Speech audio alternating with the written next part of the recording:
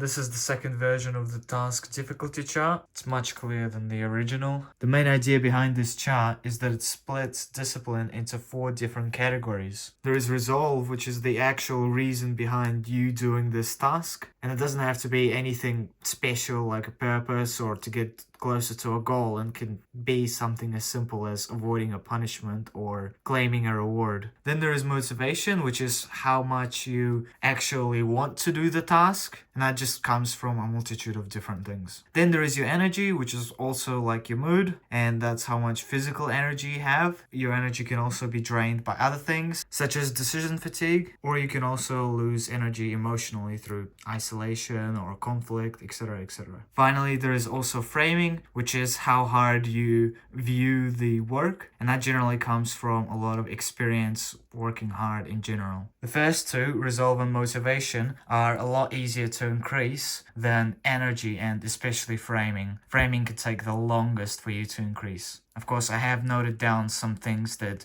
you can do to quickly increase it. So what's the actual use behind this chart? It's not only about understanding what makes a task easy or difficult. In each of the 4 sections, I have noted down 4 different areas that you would be in, ranging from worst to best. You can use these areas to understand at which level in each of the sections you are at. Green is the highest, and it's where you wouldn't really need to worry about improving this stage at all. It's already pretty much maxed out. Next we have the mixture between yellow and green, and that's the area where it's good. It can certainly be improved, but it wouldn't be something that you'd look at improving first. There are probably other sections that are doing worse. Yellow is where you definitely need to work on improving it, and orange is the critical, which needs the most improvement. It is most likely causing you a lot less discipline than you can gain. So I'll quickly go through each of the levels for each of the sections for you to actually understand what I mean by each of these short descriptions. So at resolve, which is again your why, your reason behind actually doing the task. If you are green, you would be seeing it as pretty much no choice. It's the only option to do this task. There is all of the other choices don't even compare. In the green yellowish category, you'd see it as an important task that very much should be done. Compared to the complete green, there are still some other tasks that you can technically do in the meantime. Down to yellow, it's just something that's pretty much nice to have. It's not something you'd consider to be genuinely important. If the time fits right, you would get the task done just because it's the goal and the reason to do that task. The reward is just nice to have. At the lowest stage of resolve, you just don't understand why you're even doing the task. Now keep in mind that these levels can very much vary. During the day you can go from green yellow to orange, back to yellow, back to maybe even green. They can vary quite aggressively from time to time, especially during a dip in motivation. If you find yourself questioning why you're doing it in the first place, then it's likely that generally your area of resolve would be somewhere here, and it does need to be bumped up a bit. Moving on is motivation, and that's why you actually want to do the task. Resolve is more of the greater reason why. There's maybe a reward, you may be avoiding something, but motivation is just about how much you think you'll enjoy doing the task. At the highest level, you begin to love the task. It becomes genuinely fun, and it's something that you actively want to do. At the yellow-green area, where it's alright, it's not necessarily fun, but you're completely fine with doing it. As long as there's a reason behind doing it, it's not like you lose anything from completing the task. On yellow is where you genuinely do not want to do the task. You find it extremely boring or scary or whatever. It's to the point where you would avoid doing it. And finally, at orange is where you would reject the task and never do it at all costs. Moving on to energy, again, that is your mood, that is your physical energy.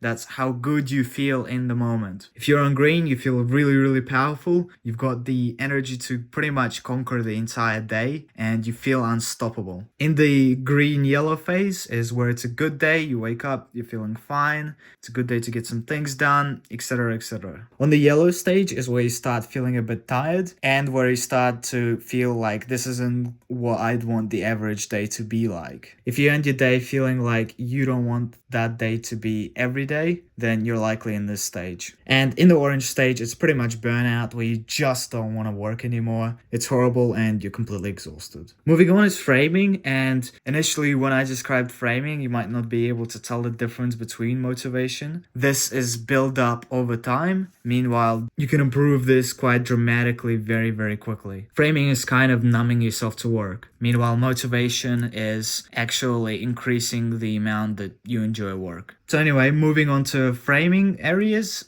If you're at green, you don't even consider it work. It's because you've gone through so many worse things that it's just not even crossing your mind. At the yellow and greenish stage, you definitely still see it work, but hey, you've had it worse, so it's not really that bad. On the yellow stage is where you would see it as quite painful and not something that you can probably do non-stop. And at the orange stage, it's way past your limits. You don't even know how you're gonna even pull it off. Now, as I went through every section and helped you identify where you're at, you might notice that you're mostly in yellow or you're mostly in green and yellow. And that's pretty normal. What you should be on the lookout for is generally recognizing the point where you're at yellow, not letting it go to red, where you wouldn't be wanting to even do the work anymore, and trying to reset it back to yellow and green. The power of this chart is not only understanding the 4 different sections of discipline, but also giving you the ability to constantly judge at which point of these levers you are at and which points need to be improved. Even in the current moment, you can use all of these 4 sections to predict whether you're going to get the work done or not. And if you find yourself having a hard time doing the work, these help you narrow it down to the issue, because then if you have the issue, you can work on fixing it. The only harder to fix issue is framing, and usually if your framing isn't that high, you usually kind of make up for it with conscious framing, which does lower your energy over some time. So with this chart, I'm actually going to be starting a series where I'm going to be breaking down all the ways you can use this chart to make work easier and to prevent relapse. The skill that you are trying to learn and take away from this chart is metacognition. It is understanding how you feel in every single current moment and using that to predict whether you are going to work hard or not, or whether you're going to relapse, and which areas you are lacking in at the current moment, so that you can take appropriate action to fix those levers, put them all up to the point where you are going to be working hard. So this is only part 1 of a part 4 series. Before I do end the video, I want to cover one last flaw with this, and that is you don't necessarily want to constantly be in the state of the greens. In the first chart I made, where I covered energy levels, I had the 5 stages starting from the withering stage to the danger stage, and it would show you whether you need to do more work or less work. The danger that this chart can create is that you can constantly act based on your feelings, and I'm not telling you to do that. Instead, how you should use it is take your current standing in mind when you work, and if you relapse, you can find which lever that you didn't pay attention to, and you can find out your actual limits. For now, I recommend use this small chart to